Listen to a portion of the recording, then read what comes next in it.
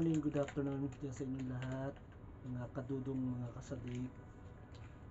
Hindi ako nakapag-upload ng video kahapon. Today, Friday, day off namin ni Miss Kadayday. Masama talaga pakiramdam ko muna talaga. Natuloy talaga yung pasama. Kaya kagabi, nagsuod ako kagabi. Napasma lang pala ako siguro, sabi ni Miss ko. At nagpapasalamat nga po pala ako kay sa isa nating kaplat holder, katabing kwarto namin, nilangupahan. Hindi dyan ako ng gamot, strepsil. Kung doon na pasma ko, tapos nagkaroon pa ako ng tonsillitis, mga kadudong, mga kasadik.